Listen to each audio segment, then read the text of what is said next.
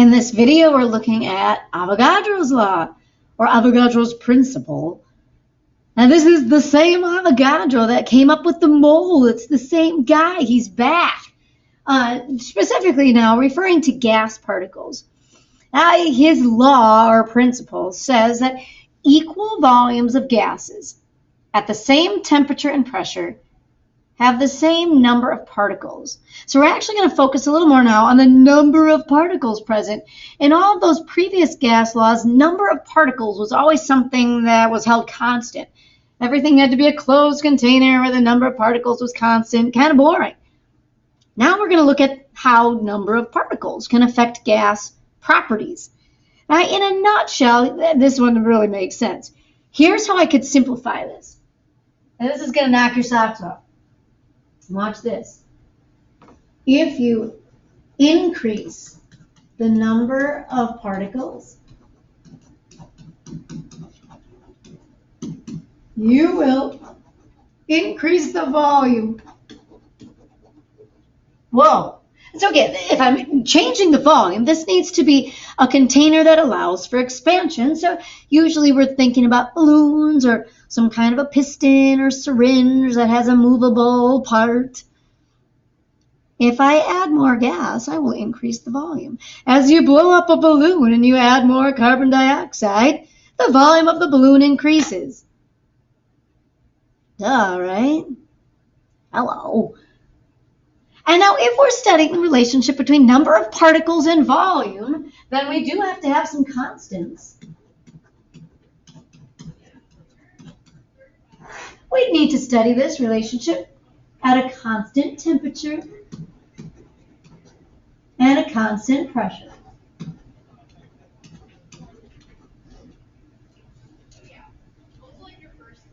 Cool.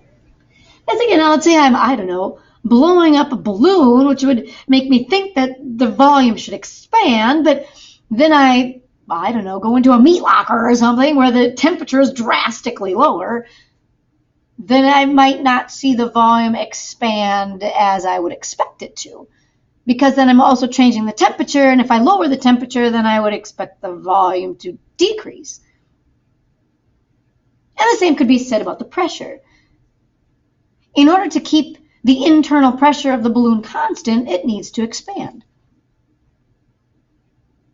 Now, specifically then, Avogadro said that if you have equal volumes of gas at the same temperature and pressure, then they must contain the same number of particles.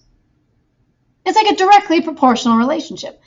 The volume is directly proportional to the number of particles. So if I have two balloons and they're the same volume, I can assume that they have the same number of particles. The same number of particles, the same number of collisions, which would cause the balloon or container to expand to the same volume. So for example, let's say I look at these three balloons. I've got a hydrogen balloon, an oxygen balloon, and a carbon dioxide balloon. So the identity of the gas is different, and that is irrelevant. Gas properties depend on the number of particles, but not necessarily the identity of the particle. Early on, we were talking about some of these theories on gas behavior, and one of the theories talked about how gas particles are so small that the volume of the gas particle themselves is kind of irrelevant compared to the volume of the container.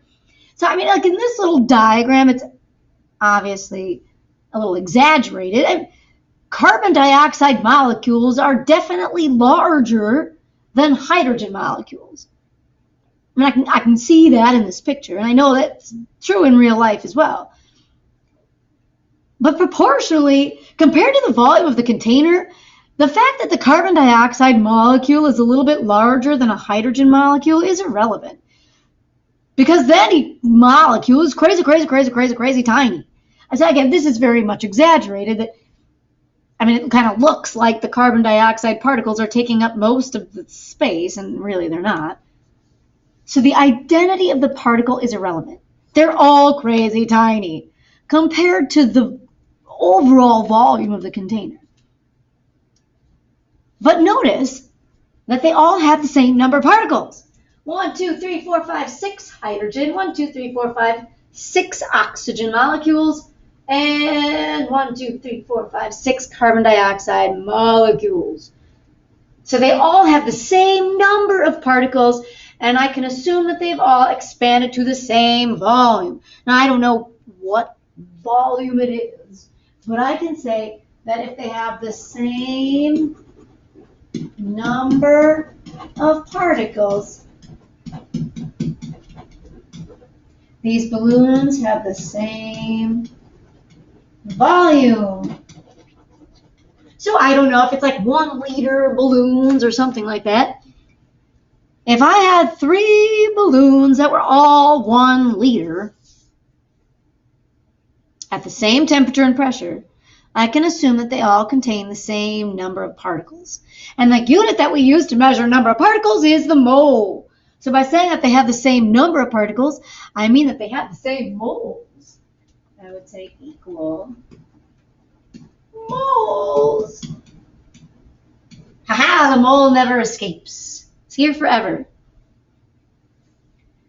Now, specifically, Avogadro said that 1 mole of any gas at standard temperature and pressure will occupy a volume of 22.4 liters. So there's a couple things going on here. Number 1 mole. 1 mole is 6.02 times 10 to the 23rd particles. 1 mole of any gas at standard temperature and pressure. Standard temperature being like 0 degrees Celsius or 273 Kelvin, and standard pressure like 1 atmosphere, 101 kilopascal. So it's the same number of particles at the same temperature and the same pressure, which means that it should be the same volume. And specifically, Avogadro has calculated that volume to be 22.4 liters. And we can kind of confirm that at the end of this gas unit. 1 mole of any gas at standard temperature and pressure should occupy a volume of 22.4 liters. We're also going to go in the lab and prove it. Now, we might not have 1 mole of gas, but what if I had half a mole of gas? If I had half a mole of gas at standard temperature and pressure, then it should occupy a volume of 11.2 liters. Whoa, crazy math. So this is kind of a constant. It's going to be given to you on any test or quiz. Now, there are some things that will be different depending on the identity of the gas. So far, we've always kind of ignored that. We said, it doesn't matter, the identity of the gas. You can do Boyle's law, Charles' law, Gay-Lussac's law, and it doesn't matter the identity of the gas. I mean, even in some cases here, it didn't matter that it was hydrogen, oxygen, carbon dioxide. If the balloons had the same number of particles, they're going to expand at the same volume. There'll be the same number of collisions happening inside the balloon, causing them to expand at the same rate. But they will not have the same mass. Equal volumes of gases at the same temperature and pressure contain the same number of particles. But depending on the identity of the particle, they will not have the same mass. Oh, interesting. Now, equal volumes of gases at the same temperature and pressure. Okay, so equal volume. Let's say that, I don't know, these are like 1 liter balloons. 1 liter. And I'll make this as well, like 1 liter balloons. Let's say they're 1 liter balloons. And they're both at 25 degrees Celsius. And let's say it's like a standard 1 atmosphere pressure. So I'm not at standard temperature. This is like room temperature, like 25 degrees Celsius-ish. 20 to 25 is usually room temperature in Celsius. But like 1 atmosphere is pretty standard. Okay, so let's say you're given data like this. I have 2 balloons. They're both 1 liter at 25 degrees Celsius and 1 atmosphere pressure. But one balloon is filled with hydrogen and the other is filled with carbon dioxide. Oh boy. Now they might ask me a trick question. And number 1, they might say, which balloon has more particles? Haha, trick question. If they're both the same volume at the same temperature and pressure, they contain the same number of particles. So they have the same number, that's number, of particles, which we would measure as moles. Okay, so let's say it's multiple choice. Part A, like a multi-part short answer question. The first question, same number of particles, because they've expanded to the same volume. The second question might ask something about mass. Which balloon has more mass? Or which balloon has a greater density? Which balloon is more likely to sink in air? Here's the difference. They do not have the same mass. So hydrogen molecules, these little H2 hydrogen molecules, and if I just kind of estimate, they're approximately 2 grams per mole.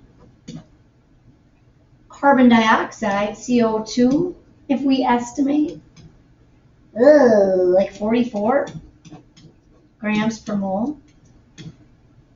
They do not have the same mass. So this picture is trying to show that the carbon dioxide balloon would sink in air. It's going to be heavier. So the CO2 balloon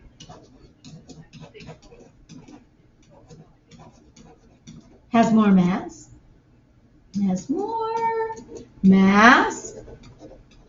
Or they might say like greater density. And greater density.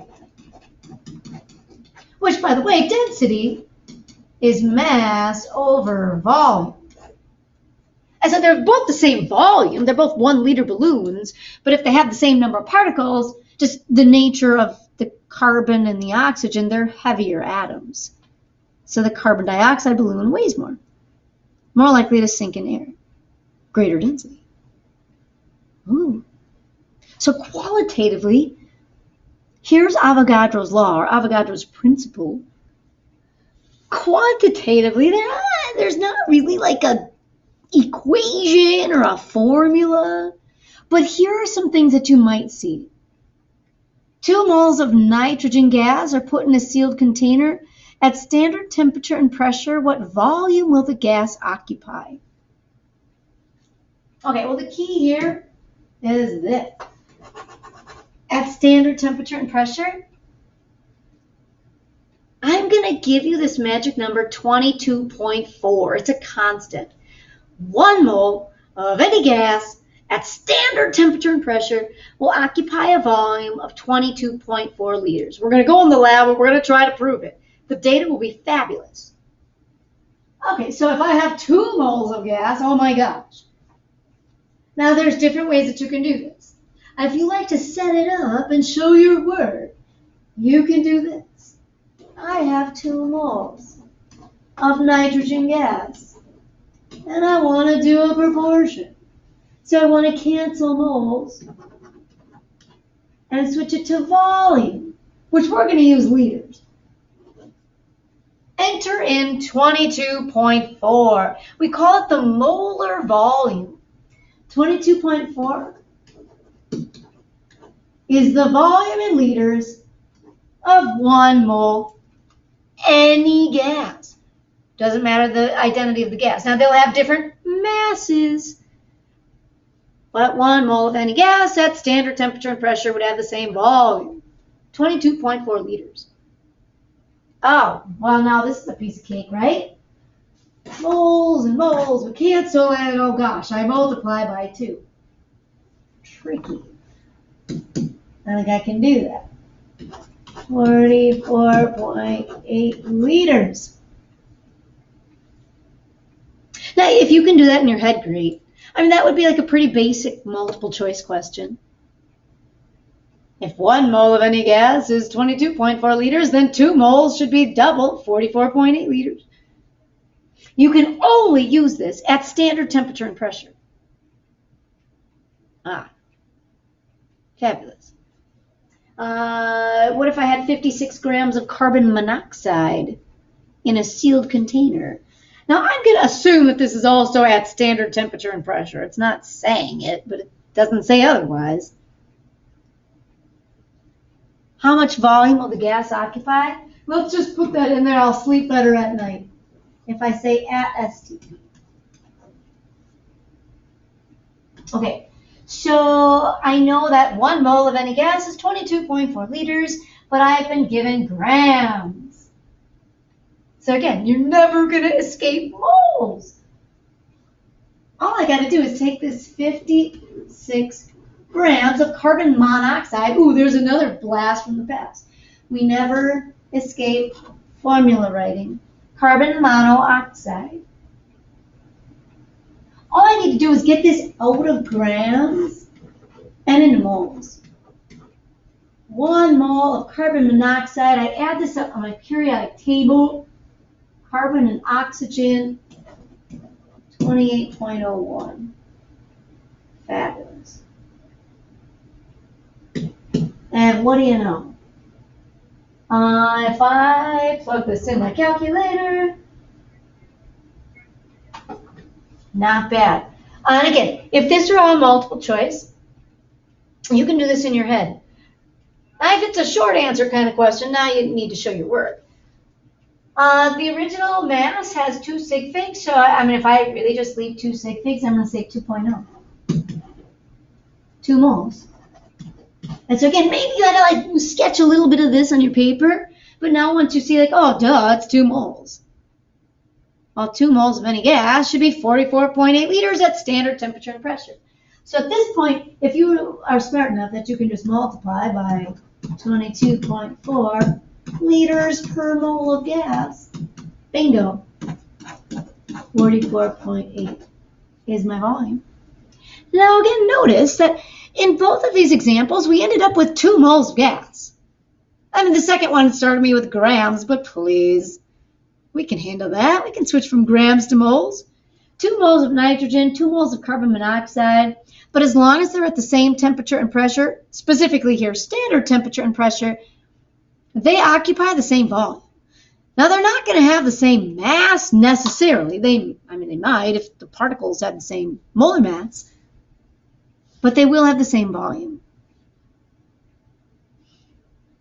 And finally, 8 grams. I mean, as soon as you see grams, you know you're going to, at some point, need to get that into moles. 8 grams of hydrogen gas exert a pressure of 101.3 kilopascal, which, by the way, this is standard pressure. In kilopascal, that 101, that's standard. What will be the volume of this gas if the pressure is increased? Oh, brother, we're increasing the pressure to 150.4. Okay, so that last question, what will be the volume? Volume means like liters or milliliters or something like that. If I increase the pressure. So I'm going to change the pressure, and I want to know how that affects the volume. Pressure, volume. That's Boyle's law. Boyle's law is the relationship between pressure and volume. Now, I'm going to give you all of these little gas laws so you could look up the relationship between pressure and volume. P1V1 equals P2V2. Or you'll use them so often that you might even kind of accidentally memorize them. It's an inversely proportional relationship. So if I'm increasing the pressure, I'm going to expect the volume to go down.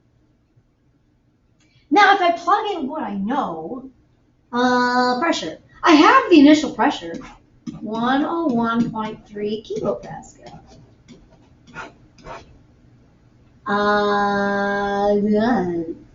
But I don't know the initial volume. They never tell me any volumes. Okay, so that's going to be a problem. I do know the final pressure, 150.4. And I know that I'm solving for the new volume, V2, that's my variable. So my problem is that I need an initial volume. But if I'm at standard pressure, and let's assume it's also at standard temperature, we're not told otherwise. If I know mass, I can get you moles. And if I know moles, I can get you volume.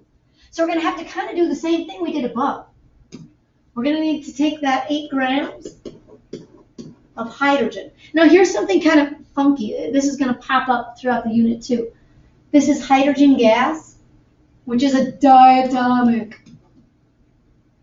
So if it is hydrogen gas and it's a diatomic, when you do this little mole conversion, and I cancel grams and I switch it to moles, 1 mole, I mean, I do need to use H2 for my molar mass. So I'm going to say 2.02. So it's about 2, so it's really going to be about 4 moles. I mean, I guess if I want to be picky, I plug this in my calculator and it's about 3.96 moles. And approximately 4 moles. Every 1 mole at standard temperature and pressure is 22.4 liters. I have about 4 moles. I'm just going to multiply 22.4 liters. I mean, if you want to be fancy, you can set it up like a proportion. It's the volume of 1 mole at standard temperature and pressure. Sweet. So, I mean, if you like to cancel your units, here you go. And then I'm just going to multiply. So it's about 3.96 times the 22.4. And we'll go about 3 sig figs and say 88.7 liters. So it's really similar to what we did with that carbon monoxide. I got to get that grams and moles, and then I will tell you the molar volume of gas at standard temperature and pressure, 22.4 liters per mole. Which then goes into my Boyle's law setup. That's my initial volume. This 88.7 liters. There, now I can just plug this in. Okay, so again I said, what am I doing here? Increasing the pressure, which should cause the volume to decrease. So my final answer should be something less than the 88.7. Okay, so I plug this in. I'm going to go 3 sig figs because my original was in 3, like my mass was in 3 sig figs. So let's go 59.7 liters. Whoa, now what do you know? We just combined some gas laws and got kind of wild and crazy there. And it works. It's great. So here's this Avogadro's law, Avogadro's principle. That lets us compare number of particles to their volume.